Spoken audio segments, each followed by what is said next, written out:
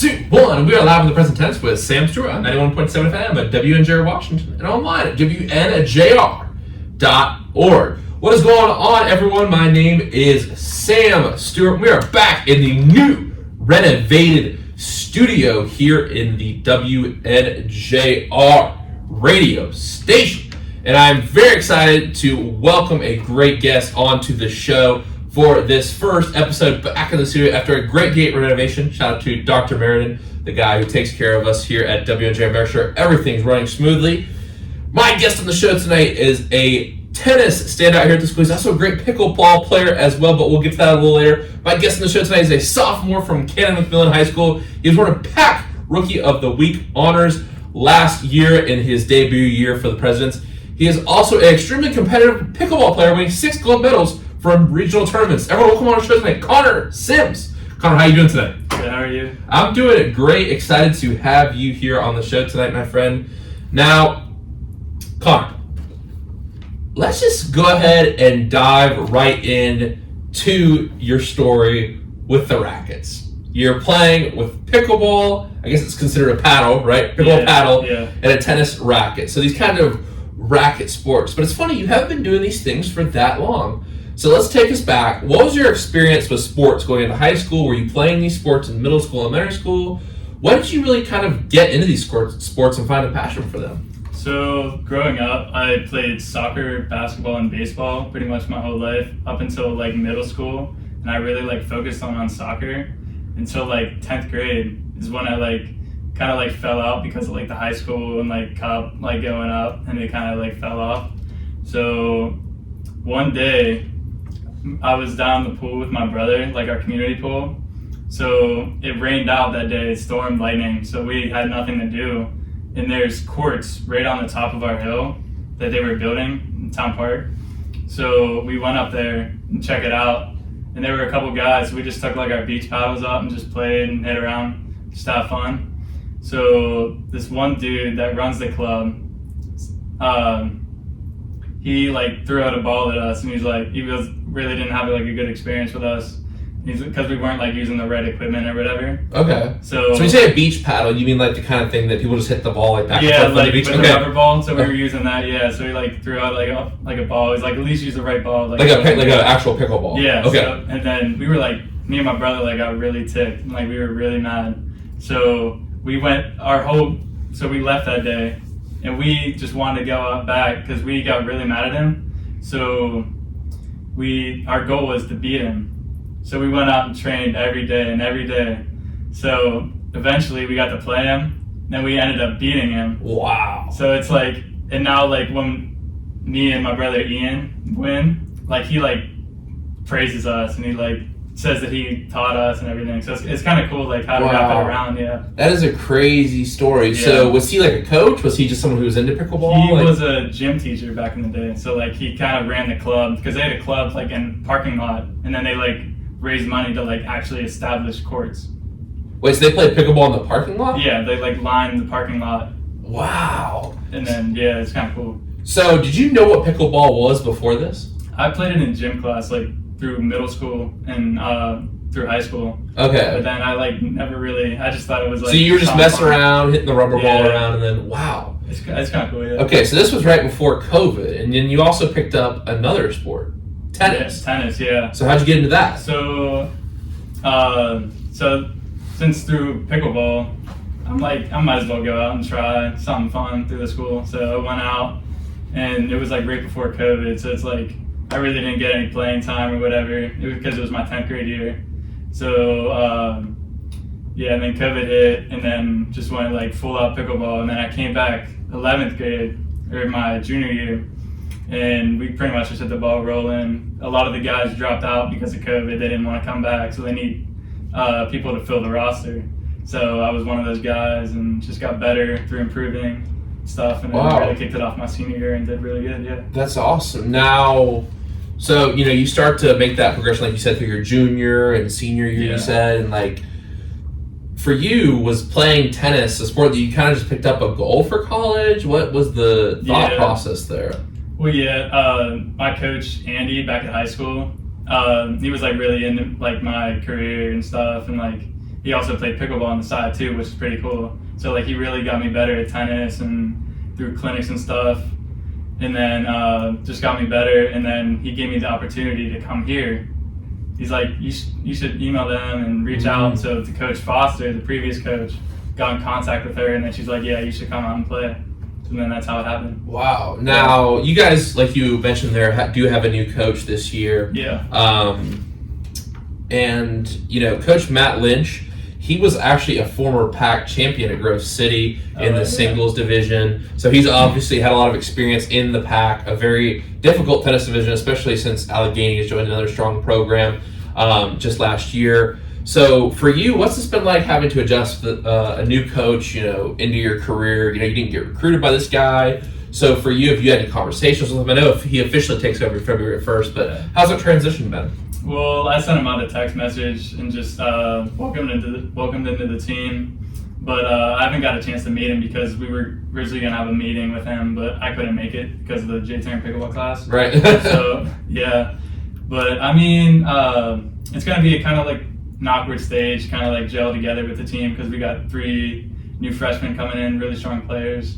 So, I mean, leaving off from what Foster left on the team to like now adjusting be kind of cool. But like tennis is like one of those like individual sports. Right. We like kind of like learn on your own. So, I mean, the coach just kind of like come in, feel it out, and then we'll probably like have like just practices a couple times a week and just run through it. I mean, it should be pretty good. Wow. Now, for you, Connor, I know you said that pickleball is kind of your first love. Yeah. It is a sport you favor of tennis. Although I know you're passionate about both, but for you, why do you feel like that is? Why do you love the sport of pickleball? What is it about pickleball that you really get passionate about? I mean, it's just all the friends, the community, and everything. I know so many people through there, and it's like I feel like that I can go a lot farther with pickleball than tennis because going like on the pro tour, like you have to be like D1, top dog, whatever.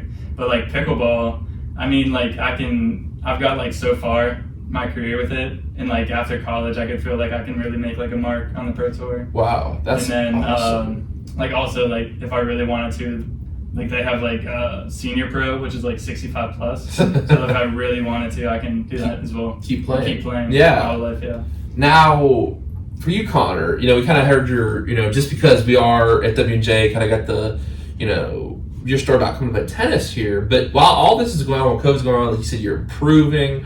You beat this guy in pickleball. So after you win that pickleball match versus this guy who rolls the ball there and says at least play the game right. Yeah. What was the thought? Was it, okay, we're going to do this? How did you get into these regional tournaments? How did you kind of find the passion for pickleball? And you're like realizing, I'm good. But when did you make that jump to say, okay, this is something I could do pro maybe after college? Yeah, well, it's pretty much just, so like, yeah, after we beat him, we run like a tournament up there just for like kind of like the new people to go. That's what we did. Me and my brother did the first year.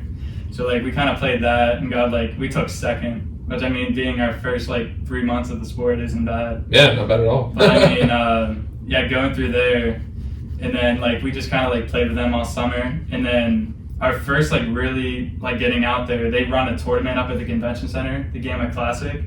So me and my brother, I want to say 17 at the time, and he was 15, and we were in the 19 plus, so we were playing up like 19 to like 35-year-olds. So we were playing like, people that were like 30 or so. So, I mean, we went through there, and then we ended up taking the gold at the end. Wow. And it really got us out there. Our final match, we played against 2 sponsored dudes from Gamma, and we ended up beating them. They're like, who are these 2 young guys coming in? You said from Bama? Gamma. Like one of the, like the... Okay. Yeah, they do like... okay, I recognize they make tennis equipment too. Okay, yeah. Okay. But they're like more for pickleball. Like they're really big in Pittsburgh. Like they're originated in Pittsburgh. Wow. Wow, that's so great. Now, what was that journey like with your brother? I always got to get to know the relationships, the personal side of people here. Like, was it ever difficult working with your brother? I know I was checking out his Instagram. He was showing some love to the show on IG. But was it difficult working with him at times? I know he's obviously trying to go pro maybe after high school, and you still play, and you guys still, I'm sure, play against each other. But like, what was that experience like? Was it, ever any challenges? Was it really always easy to work with your brother? How was it? I mean, me and my brother spent our whole lives together, so I mean, we know each other. So I mean, it's pretty nice, like going out there at the drill every day in the summer, in the mornings and stuff, working with him. But I mean, like, yeah, since he took like a really big jump in there, so like he's playing with like top dogs now and everything. Oh wow. So yeah, because I'm in school and like full time and plus tennis on the side. He's like doing like track and stuff now, but like his main goal is pickleball. And like he's young, he's sponsored now. So oh wow, who's he sponsored by? A company called Paddle Tech. Okay, I think I've seen people with using those paddles before. Yeah. That's really cool. Now, okay, so I think we got to talk about this sport of pickleball because we've had tennis players in the show. Yeah. So why do you think, Connor, that this sport has blown up so much? Because, I mean, now you see the Instagram videos they talked about before. It's kind of, it's turned into a meme where people try their first game of pickleball and they're like, oh, this is, it's whatever. And then they're super into it. It is, like, really addictive in that way. So why do you think this game has actually been around since 1965? Why do you think it's blowing up like it has now? I mean, I think it's just so easy to get into it. Like, I mean, it's not difficult to, like, start, but, like, to get good, it's really hard. Right. So, I mean, like, and it's, like, everywhere. Like, tennis courts are converting. Right. It's, like, big communities. Especially, it's a lot easier for the older people. So, I mean, they can get into it and at least get some physical activity and whatever. Yeah. Like we were talking about before, and I think that's why, it kind of has had this reputation, maybe like an older person sport, but I think just because you see people who you might not have seen out there before, like, as tennisers, I think, well, I don't want to jump the gun here. I want to ask you, in terms of skill, there's obviously varying skill sets, there's different rules, but for you, and we'll talk about the rules in a second, kind of some of my observations, but for you, how do you feel like the skill sets between the sports are different? Obviously, to the casual sports fan, I would say, oh, well, you're still swinging forehand, backhand, spike, serve, some of these similar terms. But how do you feel like there's a skill difference between pickleball and tennis? Well, I mean, like, the rating systems are different. So, like, tennis, I don't know, it goes, like, all the way up to, like, I think 15, like, UTR is, like, the rating system. So, like, pros in pickleball are, like, 5, but it, like, ranges from, like, 3 to 7, I believe. So it's like it's kind of like weird because in pickleball they have like the kitchen in the front that you can't volley out of, but tennis you can volley wherever you want. Right. So it kind of like changed up the strategy a little bit. Mm-hmm. So I mean that's what like varies in it, and that's probably why people like pickleball more is because you don't really have to run as much. Yeah. And like you don't have to like worry about getting up to the net and volleying and whatever. Say though, I like to play ones with my mom's. I obviously played you once and ones. You crushed me, and we're running back and forth. We had some good points though. Yeah. Like I think in singles you do run a lot though. It's more quick side to side. I would say tennis you're kind of sitting in the back. Well, it depends on how you play, obviously, but like I feel like the singles is very like you're running. Even I don't know if this is true. It's like one of those IG podcasts. I don't know, but it said like if you play pickleball for 2 hours, you burn like 1,000 calories. So there's still a lot of moving. Yeah. Let's talk about those rules. Now, a lot of people don't kind of understand some of the rules of pickleball. So I'll go ahead and just bring up some of the things that I've noticed are different from tennis. And maybe we can like talk and discuss them a little bit. Their underhand serve.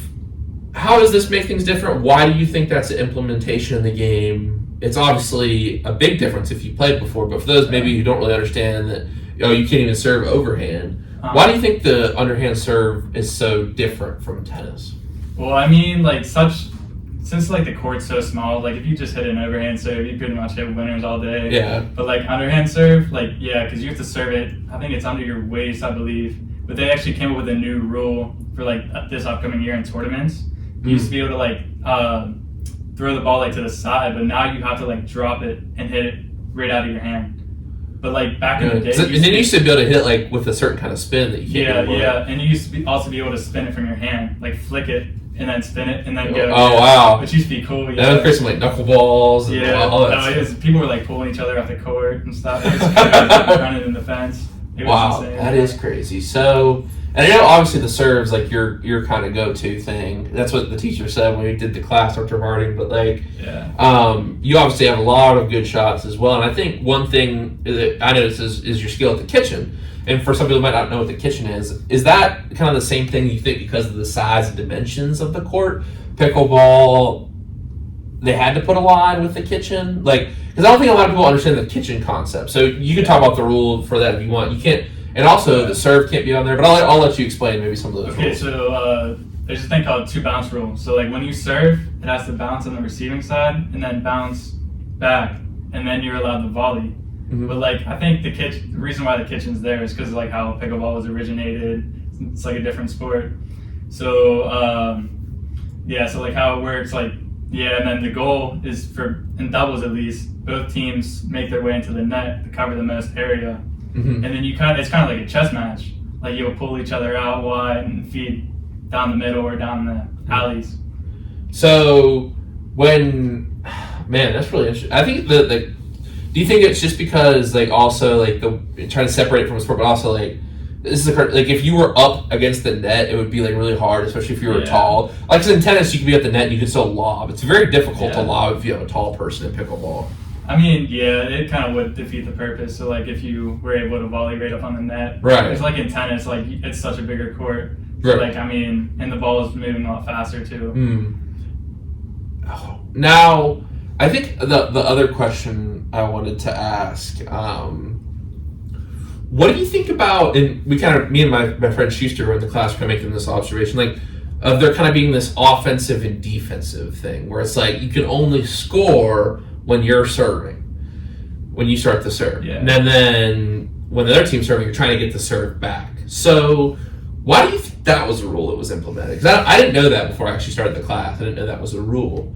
So that's different from tennis, obviously, where it's like, if you might go up 15 after you don't have the serve and you just have a nice return.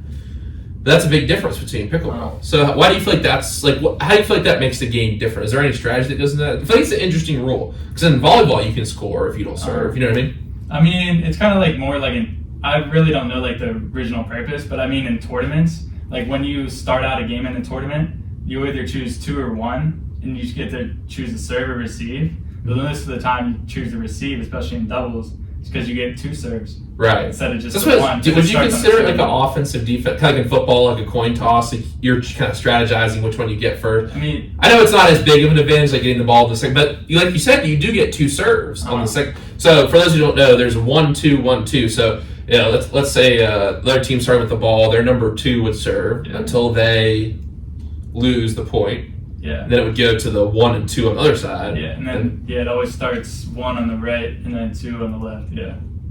So, wow. No, it's really an interesting sport, and I think in terms of like the ground strokes, how do you feel like things are different? Do you feel like pickleball? People always say pickleball has more finesse. Is that necessarily true? Yeah, it's like not as much backswing as in tennis. Okay. And it's kind of like since the ball doesn't bounce more, like you have to hit the ball like under a little bit. In tennis, you can kind of hit the ball like more over and generate more spin. So it's kind of different too. And then like it's like more like placement over power. Like especially they tell us at doubles in tennis, you kind of want to like just finesse the ball in and like just pull them off the court to feed angles. But like in pickleball, like it's more of that stuff. Like just because the objective is just initially to get into the kitchen because like that's like where it's most neutral. But like if your team's pulled back, you're on the defense. And then the person and the team at the kitchen is on the offense. And then you want to build it back in neutral by hitting drop shots. Yeah. So like hitting like maybe some dinks, some tough spin shots. And it's like I think it is, and you do see this in tennis, but I think it happens so much faster in pickleball where like you might hit a drop shot or a nice forehand in the line. They have to like reach with just their foot a little bit, and their foot is out of position. Then you hit it at their foot. You know what I mean? I saw that. I saw the strategy working for you, and I was trying to get some of your strategy when I was playing that final match. Like, and I think it is. I don't know. Would you say that pickleball is more, I think, strategy than tennis? Would you say? Yeah. I know there's a lot of strategy in tennis, but like. There is strategy between both sports, but I feel like pickleball probably is like a little bit more because like the game's a lot slower and it's not like just quick points, putaways. It's like a lot more like neutral points at the kitchen. So it's like you really have to think about, especially doubles, like you really have to think about like your shots and like set up your next shots because when I'm playing, I think a shot ahead. So like to set myself up for the putaway. Right. Yeah. Wow. Really interesting stuff. Now, I want to ask you, we were talking about kind of the popularity of pickleball earlier. We were talking about a lot of these rules. Maybe people are learning at home for the first time. What's the biggest misconceptions that you think people have about pickleball? What I've heard, especially around here, is like they think it's like an older person sport and it's like not as competitive. and then I'm like, come up and play me. Some people think it's an older person's sport and that makes it not competitive. Because I see the old people out at these parks. I mean, they're still competitive. There's some old people that could definitely probably beat me. Yeah. Oh, really? Yeah, like especially like in Florida and stuff. Like there's some pros that are, like older people. Really? That are just insane. Really? I mean, yeah, because it's like one of those sports where like if you can like hit the perfect shot, like I mean you really don't have to move. Wow. Yeah. So now you're talking about the tour. People might not know, but there's actually a pro pickleball tour, and we'll talk about your trip to Virginia Beach first that you're going to be doing here soon. When's that coming up? And like, what kind of organization is that you're playing for? It's over spring break, so it's going to be like that weekend. I think it's March 23rd. So I'll be playing doubles and singles down there. Wow. So, yeah, taking a trip down. Do you prefer doubles or singles in pickleball? I prefer doubles now, but I'm really trying to get into singles and really work at it. Try to build myself up. Now, what about tennis? Because I saw you want to match at Franciscan, where you played in doubles. Actually, do you prefer doubles or singles in tennis? Well, I mean, Coach Foster really liked me at doubles because my volleys in pickleball like really translate over well. But what I'm really trying to pick up is singles. Really? And trying to get better, because especially it's my positioning translates over from pickleball to tennis.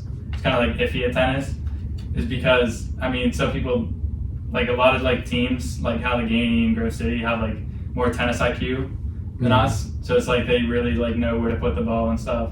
So like working on that can really like gel together. Yeah. Now, for you, what's the goal after college? Because I kept using this term, pro pickleball. Some people are like, what? Pro pickleball? Yeah. Now, I was talking to you before, and you said I saw Gary Vee, a popular like kind of financial podcast influencer. I also saw LeBron. You told me about LeBron, but I remember seeing that now, like that they pick up pickleball pro teams. They've shown some matches on ESPN, like with former tennis players. So, what's the governing body of pickleball that you're trying to make it into? What's this pro league, and what are they about? Like, when do they come on the scene? I mean, who knows? Because I'm a sophomore right now, so I still got like 2 years really. Because like my goal is when I graduate from here to like try to get into the pro scene, build myself up. Because I mean, the job I'm trying to like do like a work from home job or travel from home, like work online. So it's like I really can have like a lot of time to play pickleball. So I mean, there's so many different ways. I could either go on like pro tour, like PPA or EPP, or like the two biggest tours right now, or MLP, which is like LeBron owns a team and everything. What's the cool format about that? It's not like the original like you just like sign up for doubles, sign up for singles. It's you sign up with a group of 2 guys and 2 girls, and you'll play a men's doubles, women's doubles, and 2 mixed doubles, like a best of 5.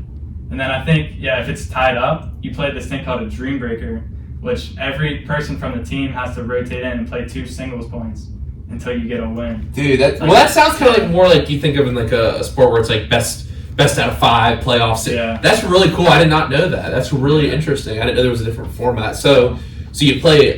So it's like, say you win 3 out of 5 matches, you advance, or that counts as a win. Yeah, like in the count tournament. for your team. Yeah. So they're trying to build it up like Major League Sports almost. Wow, that's really cool. Have you played mixed doubles, or have you played just with your brother? Or like, who's your partner right now? I know I've been like moving around partners, trying to fill it up because my brother's playing higher than me. So really, yeah. So would your brother beat you 1-on-1? Yeah, he does. Yeah. Really? Yeah. Wow. Yeah. That's hard to believe because you're really good. Yeah. So, man, wow, that's really cool. I mean, I saw like the top players can take home like $1 million. That's really, really cool, dude. What's the biggest lessons you've learned playing these sports? Whether it's pickleball, tennis, these sort of sports that are very individualized, but also you play with a team member. What are the biggest lessons that you've learned? I mean, it's really about the mental game. I feel like I mean, one of the biggest things that people have told me is you decide if you win or lose before you even step on the court. So it's like, I mean, if you're having a bad day or like your mind's not there, and you just go out there and you're just mad, like you're not probably gonna win. And it's like, even if you're playing like an opponent that you know you could destroy, always keep that confidence up no matter what. Wow, I like that. Yeah. You're gonna know you're gonna win or you're gonna lose before you step on the court. Yeah. Wow, I like that a lot. It's a very simple line, but a very, very deep line. You can really think about that for a long time. Yeah. That's a great piece of advice there. How do you deal with failures on the court? I really try not to let it get to me. I mean, because I feel like if you just let it get to you, it'll kind of slow you down and make you lose. So like you just want to, like, in between each point, you just want to reset your mind, get back at it, because what they tell us is play it point by point, not like look at the match as a whole. Look at it individual. Like in tennis, like each point, they like build up the set because it goes to 6. So it's like, yeah, you want to look at each point in the game because that will make the difference. Right. Yeah. Wow. Now, for you, Connor, what do you feel like is something in your life that you are proud of?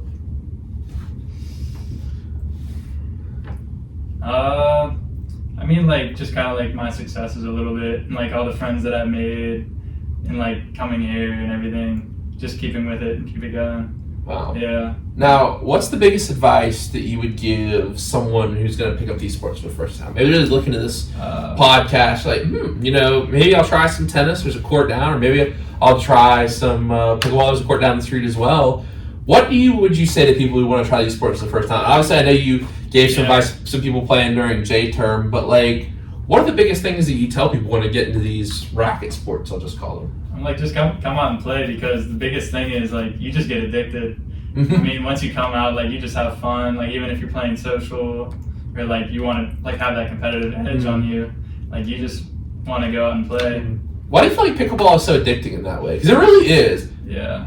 I think it's like just easy to play almost. Really? I mean, you said that before. I mean, I feel like I think it's one of those things that you can. I was thinking about it while I was walking back from the bathroom, because I thought we might talk about this. It's like people always say it's like, between ping pong or tennis or whatever, but I was actually thinking about it in terms of other sports. Like, you can't really go play football for fun unless you have like a 7-on-7 or 11-on-11 tackle league. Like, obviously, it's not like you can't just go play that at any time.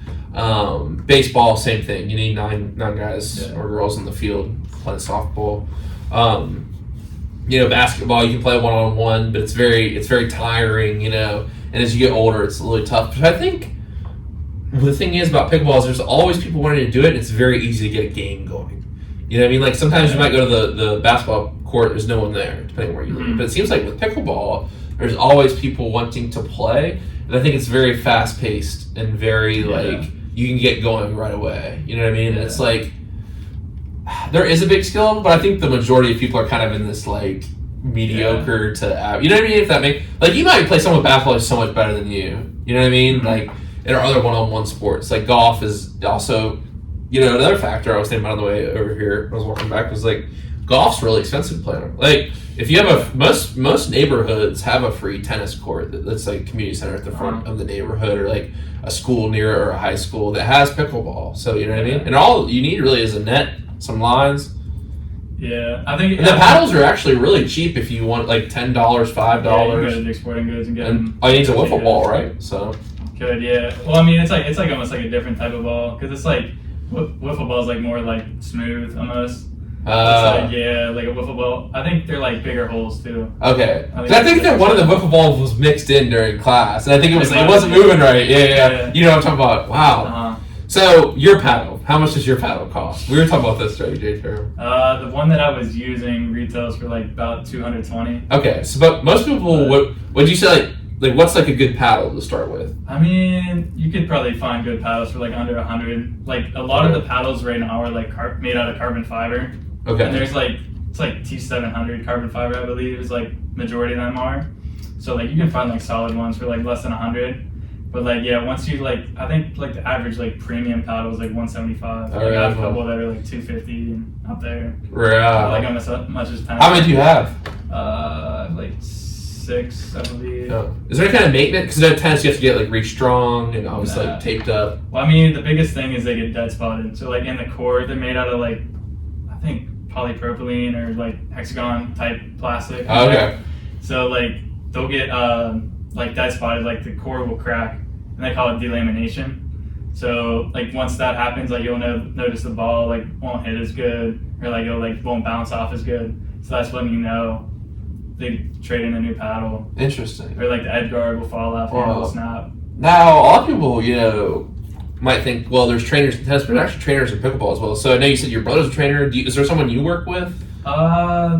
No, we just I drill with my brother, but my brother's trying to get into like clinics and stuff, like teach people. Okay. Make money on the side, yeah. Oh wow, that's awesome. Yeah. So when you're working with someone like your brother, what kind of stuff do you guys work on? I mean, there's like different stuff you could do, like. Is it kind of like tennis where you like work on a certain stroke, like Yeah. backhand, forehand? But I think dinking's the biggest thing. So we do like straight on dinking and then cross court dinking. Really? Because I think a lot of us in the class are like, oh, dinking's boring. You know what I mean? Like. Yeah. So the strategy of dinking, they're trying to hit the ball in the kitchen so they can't volley it, right? Mm-hmm. Yep. What is that you're trying to set it up so they get out their feet out of position so they can't spike it? What are you trying to do there? Yeah, like I said before, it's how to make the point neutral, so no one has the attack. Right, because if it's a good dink, they can't really hit an aggressive and you shot. you really can't be aggressive on dinks because you're right in front of the net. So to really hit like a winner, you really can't because you're right there. So that's like the point. But they call this thing called speed up, which is if you get like a higher dink, you can aim and you aim for their shoulder, because then you'll get stuffed because you can't hit it back, and then that will result in a pop up, and then you can put it away. Wow. Yeah. Now another thing I noticed specifically about your game, before we get a few other things here, is your serve. How do you do the pickleball serve? Because I feel like the serve. Well, obviously we said it. Tennis is overhand. I feel like in tennis, from what I've seen, you don't try to. It's not as much of a spin. I feel like you put a lot more spin on the ball. Pickleball serves. Yeah. So where did the serve come about? Was it something you were always good at, or did you have to work on it? I mean, you really don't practice as much. It just comes natural. The more you play. But I mean, just kind of watching the pros, watching all these people play. I mean, you kind of just learn it over time. I mean, you can practice it, but especially in doubles, you just want to pretty much put the serve in. But singles, you could be more aggressive to set up your next shot. I'm gonna say, yeah. I gotcha.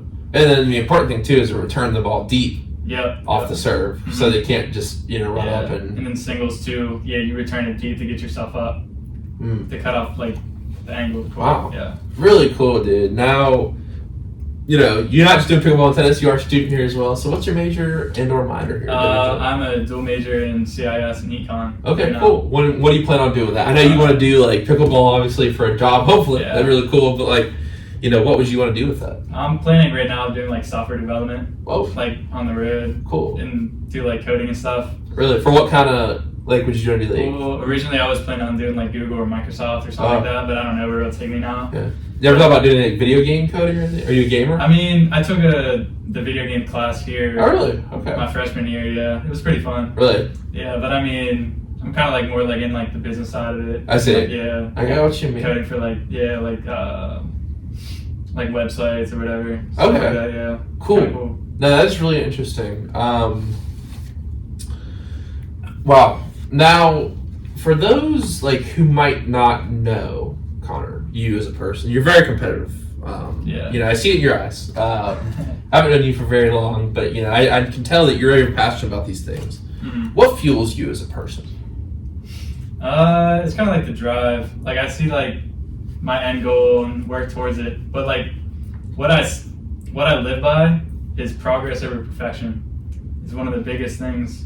Is you're dropping some good lines tonight. Yeah, I really don't I'm really not trying to perfect it. As long as I see progress, keep building myself up, I know I'm working in the right way that I want to. Wow. No, that's really cool. Yeah. And for you, is there been a moment specifically where maybe you've had a tough match or something and had to respond? There's been a humbling moment you've ever had where it's man, I got to step up my game. I need to make some progress. I mean, yeah, because once I jumped into higher level matches and stuff, I noticed because our first couple matches, our tournaments, we went undefeated. Me and my brother went undefeated our first 3 or 4 tournaments. Oh wow! And then when we had our first loss, that really kind of brought me back, and I'm dude, we really got to get more drilling in. We got to really hone in on our skills and figure out what they're doing. And then that's when you key more into dinking and do your skills, hitting more spin, stuff like that. Wow. Now, Do you feel like pickleball or tennis has made you better at one than the other, or what do you feel like the relationship is between the two? I know you said it's kind of been your positioning's been a little different, but yeah, I mean, going from pickleball to tennis, as I feel like a lot easier jump, because like in tennis, you really like don't give yourself much room to like hit the ball. So like kind of like my softer shots, like in doubles especially, put away shots.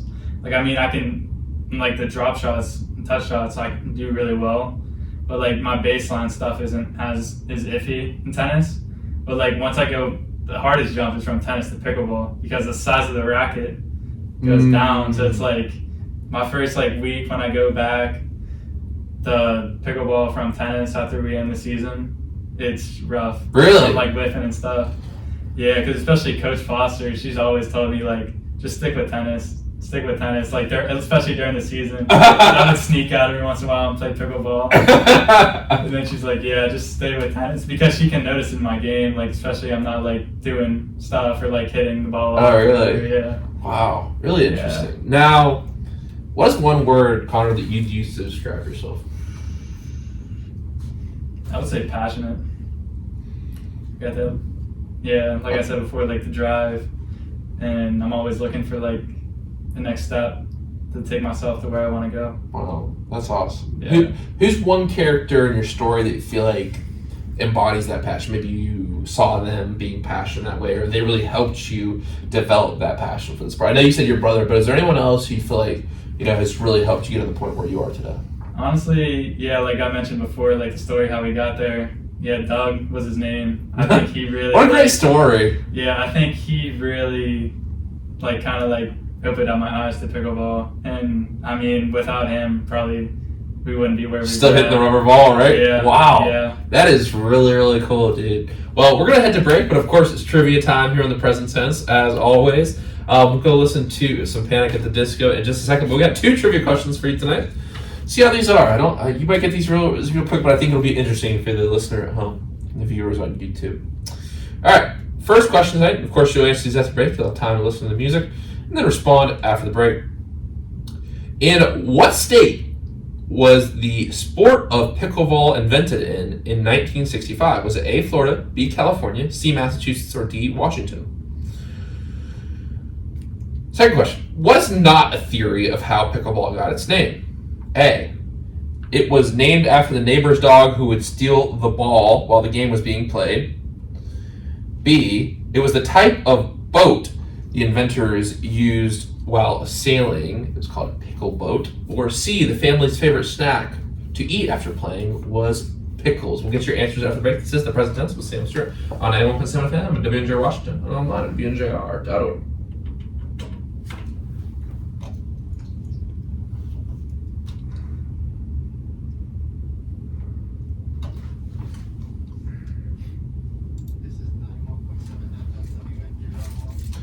Got any ideas? What's that? Got any ideas for the questions? Yeah, I know the second one because we always talk about it. It was which one is not a theory?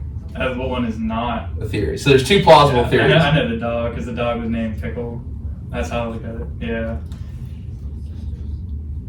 So what is the other one? Because I saw the other one. One of the founders actually said that it wasn't the dog; it was this one. What were the other 2? So it was a pickle boat. Was a sailing boat the inventors enjoyed using, the inventing family.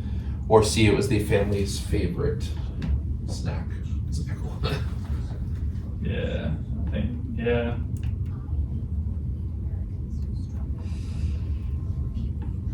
Yeah, and I'm pretty sure I know the state too. Okay. Yeah.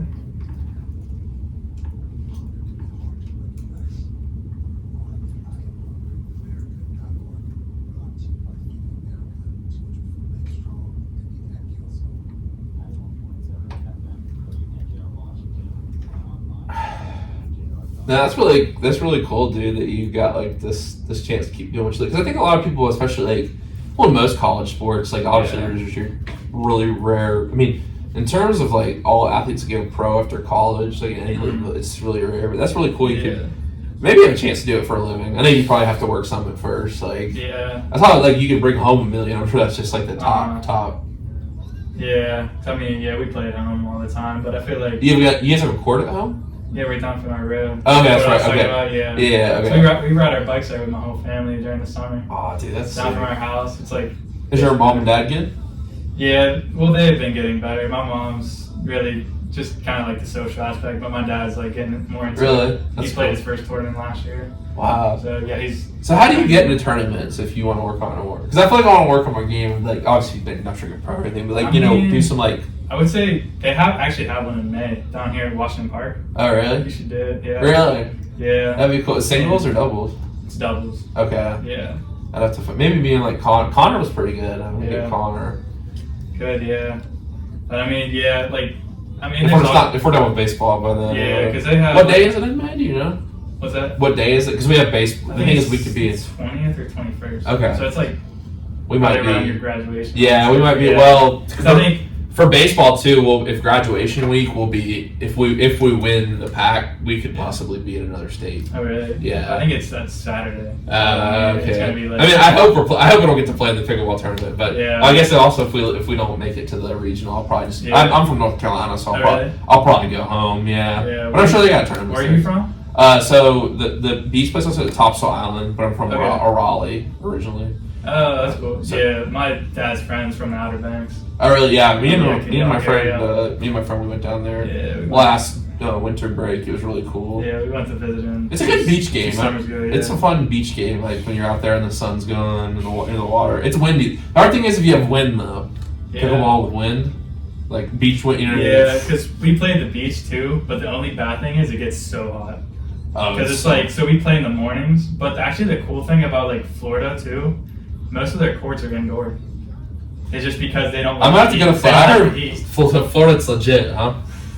Yeah, they're everywhere, like all communities and stuff. That's crazy. Especially even Arizona, like for the heat too, going out there. At least Aaron's. I went to Vegas with my dad last summer. At least the heat's Yeah. dry out there, you know. I like hiking and stuff, so it was fun. But yeah, it's like you walk. We did like a couple of like 2 or 3 1-mile trails, but like you don't feel yourself sweating. You just get on the trail. You're like down south, like like in Florida, it's like South Carolina. You're just like dripping sweat. Like every time you swing the racket, there's a big sweat. That's probably why people hate it and they just want to play indoors. Yeah, I'm sure. Yeah. Especially if you're older too. Mhm. We are back on the present tense with Sam Stewart on 91.7 FM at WNJR Washington online at WNJR. Today we're talking with Connor Sims, tennis player here at the school and pickleball player as well. And our 2 trivia questions for today are: in what state was the sport of pickleball invented in 1965? Was it A, Florida, B, California, C, Massachusetts, or D, Washington? Your answer is? D, Washington. That's correct. Now, let's give the people a little history here at home here. 3 fathers from Bainbridge Island, Washington, Bill Bell, Joel Pritchard, and Barney McCallum are credited by Fox News as great creators. As legend goes, in 1965, the 3 were looking for means to entertain themselves and their kids to purchase home. Well, the 3 dads set out a badminton match but couldn't locate the shuttlecock. Instead of giving up, they tried a wiffle ball, then many other plastic balls, and finally set on the Cosm Fun Ball. I guess that's just like a squishy ball or something. The trio also experimented with various rackets, beginning with table tennis paddles and ultimately designing their paddles from plywood discovered in a neighboring shed. Parents came out with this innovation to show their kids new methods of spending their time.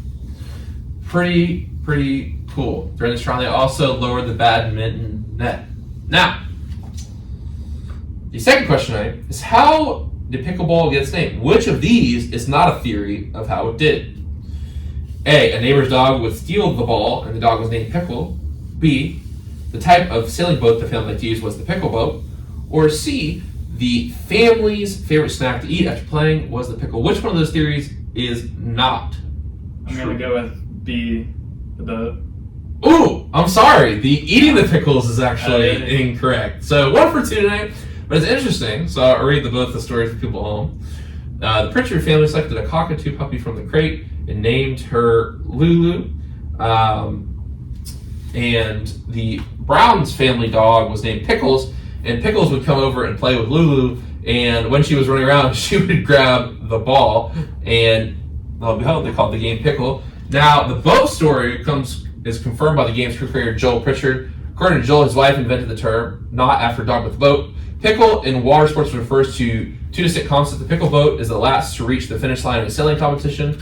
The second relates to the pickle boat in rowing, which is a boat paddled by a duo of competitors whom no one chooses and are paired together automatically. So they said this was one of their favorite activities, like pickleball, so they decided to name it pickleball. So a couple interesting stories there. I think the dog one's pretty interesting though. They was the dog would steal the ball, but it always kind of struck me. It's like kind of like ping pong, but you're also using this wiffle ball. It's a baseball. It kind of does seem like a game that someone had done in their backyard. And, I'm glad they did because they brought the world a lot of joy. So really cool. Now, Connor, to get to know you a little more, let's do some fun questions. What is something in your life that you haven't got to do yet that you want to do? Play like a pro pickleball main draw. I want to say, yeah. So like, I get there, how many people do they have come to these? Like, I mean, it seems like they have really small. Like the court's small, but they have like a small kind of border around, and it's like the fans are right on top of them. Like, how many people? Yeah, well, I mean, there's like hundreds. Like even registered, I think. Like there's one coming up called the U.S. Open for I think it's in Florida. They have like over like 1,000 people registered, just players.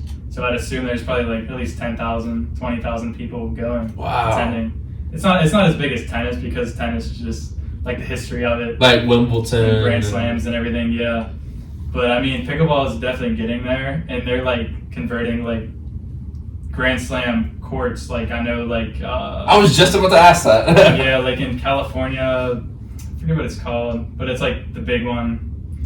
They used to play the Nationals there. Yeah. I'm not familiar with tennis courts. Like, I'm a very casual tennis. Yeah. Tennis is probably one of the sports I hear the least about. The court in California. It's like Palm Springs or something like that. I'll look it up. Tennis court. So what surface is that court? They're all hard court. They're all so theoretically Palm Springs is La Quinta Resort, Palm Springs, California. Center court. Yeah. Okay, towering palms and rugged landscapes. Yeah, that's really cool. Could you play pickleball on grass? Like Wimbledon style grass? That would be crazy. That'd be cool. Or even clay too would be kind of cool. I actually have heard people play on clay. I played on tennis on clay before, but so there's what's the different kinds of? I have to look. What's the different surfaces to play? Clay, grass, and hard court. Hard court. The three. Yeah. It was my first time playing on clay on Saturday. Oh really? Where'd you play? Up at Peters. Okay, Peterson. Yeah. Let's say in that tennis ball we put it up, man. Dude, you don't know how long it takes to put that thing up. Like 5 or 6 hours, which is not that bad, but it's such a hassle. It's quite a day though. We get there at like 8 a.m. and have to put it up. I'm glad someone's enjoying it. That's really cool. So Washington Park is like free to play at, right? Yeah. But at Peters Township you have to pay, right? I assume. For the pickleball, I think it's open play as well. Oh, but it's on their tennis courts. So okay. Did you use the one that was covered up, right? Yeah, there's like 2 sets of courts. There's the one up on the hill. That's the one we that's one. Yeah. Okay. Now, what is your favorite movie of all time, and why? I want to say Surf's Up. Surf's Up, Chick and Joe. Yeah, I love that movie. Chick and Joe's awesome. I'm a big surfer myself. I don't know if you knew that. Yeah. Well, I guess I told you about that in ranks, but yeah, I love surfing. I actually went to Australia last summer to make a surfing documentary. Oh, that's cool. Yeah, it was really fun. Yeah, go check it out on YouTube. It's really cool to see how like the water is intertwined with like kind of their culture, how those people live, and those people being surfers like live kind of day to day searching for like this perfect wave, this pursuit of joy. Like it's really cool. But also like it's a very active nation. There's people playing tennis, pickleball a lot over there. Me and my dad saw them playing rugby too. I got really into rugby over there. Yeah, rugby's crazy. It's coming to the States. Yeah, it is. So obviously the Super Bowl is being played. I don't know if you're much of a football fan. Yeah, Super Bowl. Super Bowl is being played in Vegas, and next year before the Raiders come up, or the NRL is actually playing a game before. Oh, wow. So you can get a ticket for both. That's cool. The NRL is kind of cool. So you can't forward pass obviously it's rugby, but like you get 6 downs. Yeah. It's like 6 tackles to advance the ball. So it's very like fast paced. Because the thing is about football actually, guess how many minutes the ball is actually in play during football? A 60-minute NFL game. It's about probably like half of that, maybe. No, 14 to 15. Yeah, minutes. The ball's in play. Oh, the ball's in play for the 50 minutes. Yeah, so like probably like 5. No, I'm saying the ball is in play for 50 minutes. Yeah. So like, I mean, I think like a sport like rugby, it's kind of similar to soccer. I'm not a huge soccer fan myself. Like I do enjoy like watching like the Messi highlights. It's how cool he's in the States now. But like I think rugby, you still get that kind of like brutal aspect of like football, like the trucks and the big hits and like that, you know, kind of thing we love as humans. Like see those big collisions, like, but also like the ball's always in play. So like in rugby, it's like a running clock. It's like soccer. There's like no added time, but once it gets to 0, like you stop. But yeah, it's always running all the time. But I do like football though. I like basketball because it's always been all the time. But man, I'm gonna do some Super Bowl stuff during this week. I mean, crazy games this weekend. You know, are you a Steelers fan? I assume. Yeah, Steelers. Tough. Kind of sucks to get knocked out by the Bills, but yeah, I mean, then the Bills lost. I think honestly, the Bills would have made it. They would have beat the Ravens.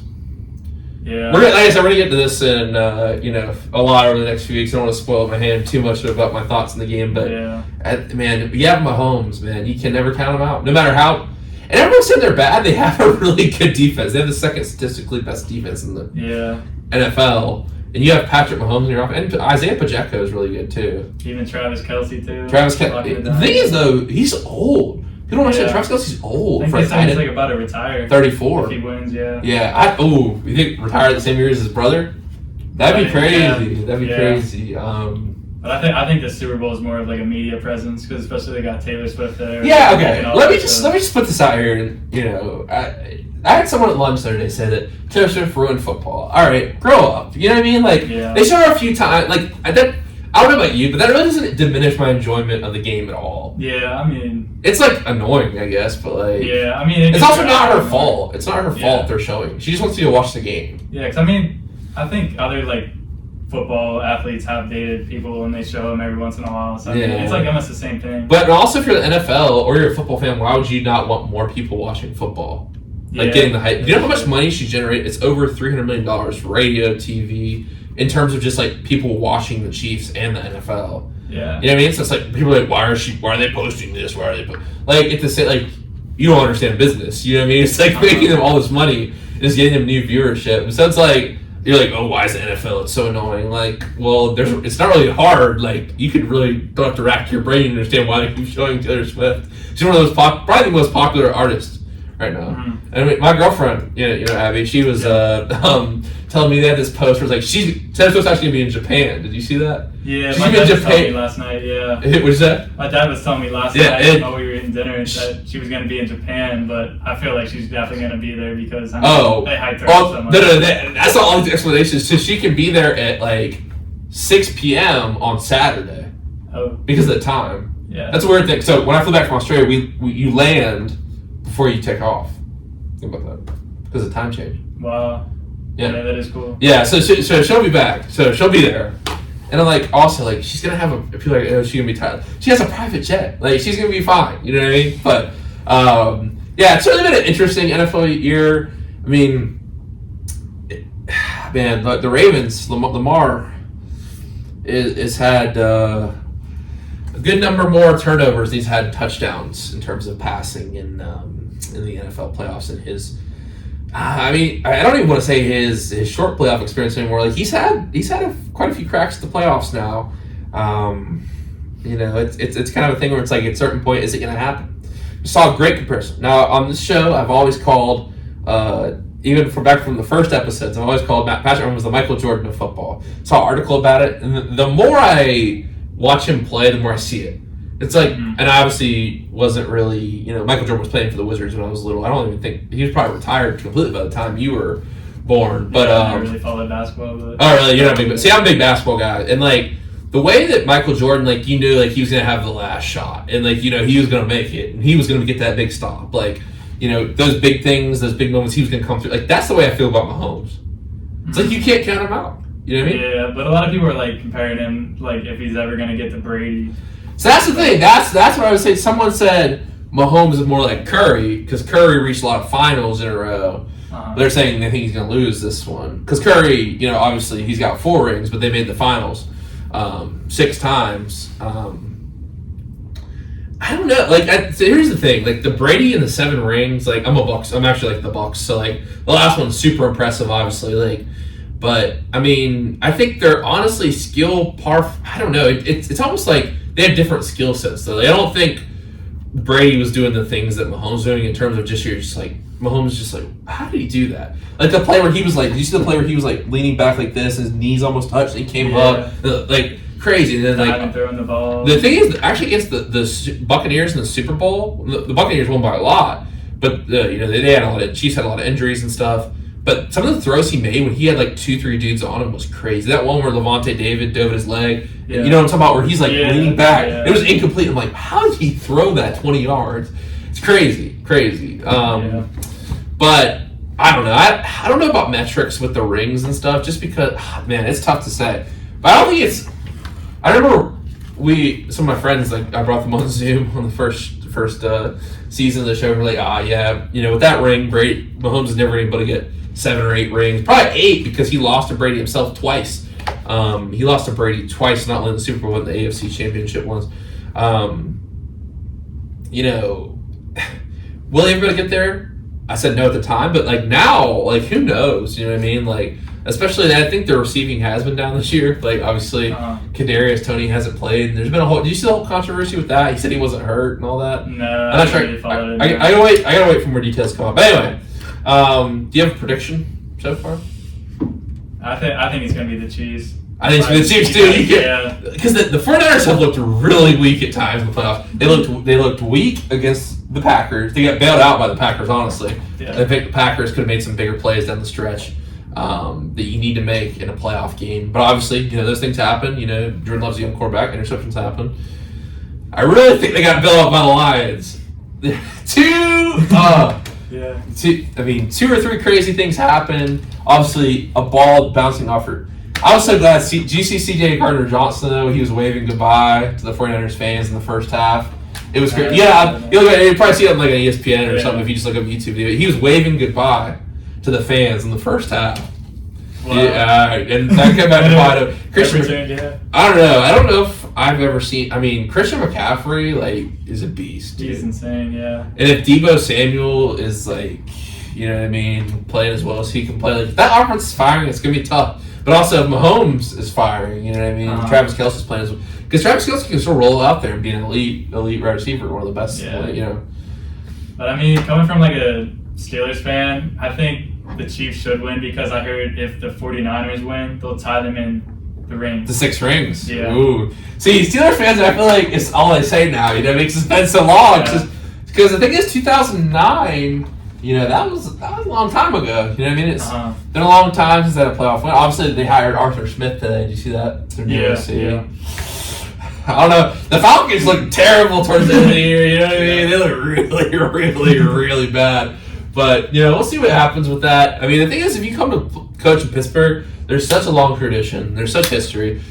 Jack Sacco, I don't know if you know him. He's our he's our stats guy for baseball and football. But his dad was a sports writer, and they've covered the Steelers. Both of them, with their Sacco does it on Twitter, but his dad writes and stuff. But I think that people from around here are older, and I'm not from here. I don't. I think they understand and they knew the team in the golden years. You know what I mean, the 70s, and the steel curtain and that. And I feel like it's just this mediocrity has not sat well with them. You know what I mean? Yeah, how Roethlisberger was in his prime back then, and then he kind of fell off, and then how we got Pickett. Yeah. But a lot of people weren't really happy with that. Yeah, I don't know. I think he was in his prime at Pitt. Personally, I think you got to put Mason Rudolph out there to start. Yeah, that's what I'm saying too. Try to fire. I'm not as hold on Kenny Pickett at all. We'll see it seems like George Pickens, who you also need on board, playing for Mason Rudolph more. I know he causes some drama, but I mean, he wants his catch. He's obviously good, and he's not the first rated receiver to be. But I feel like the Steelers fans have a certain way they want their players to act. You know what I mean? They don't really want you to complain. Which is interesting because Big Ben, obviously didn't like Bruce Arians. Then you have Antonio Brown, which was a whole different situation. But man, wow, that was a good discussion. What did we even start that on? Where were we? Yeah, rugby and. Oh, rugby. We're talking about. Yeah. We got a rabbit hole. I love when that happens. Though. It's fun.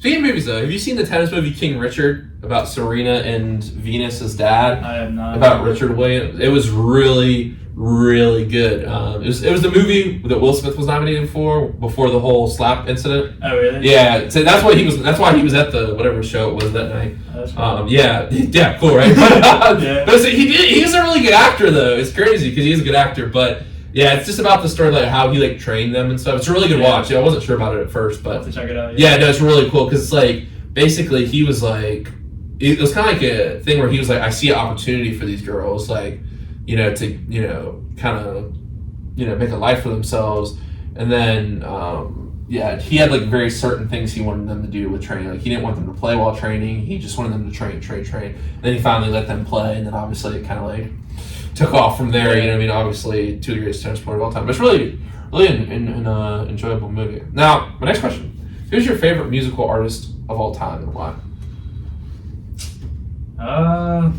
Never really thought about this, but I mean, like, usually, like, when, like, my pregame playlist and stuff, I, like, listen to, like, Travis Scott and stuff. Travis Scott. Turn myself up. Did you like Utopia?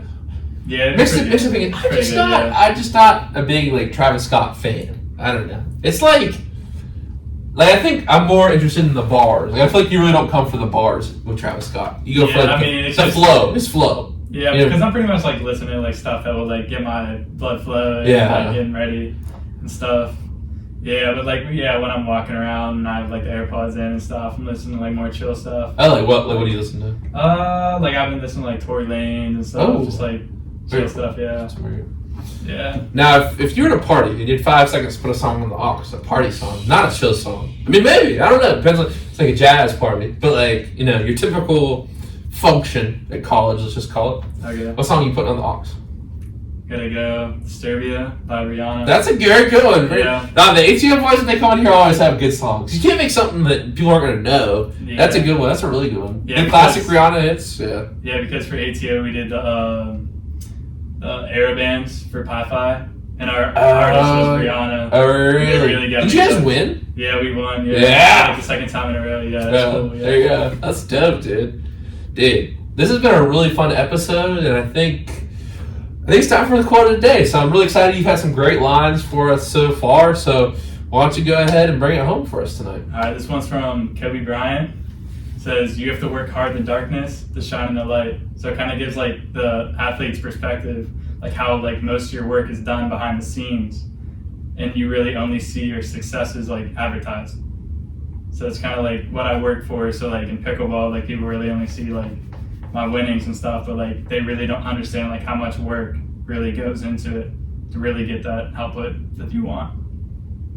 Wow. Dude, thank you so much for coming on the show tonight. I've had a lot of fun. Thank you so much for sharing your story. Good luck this upcoming tennis season, and good luck with all your pickleball endeavors in the future. Thank you.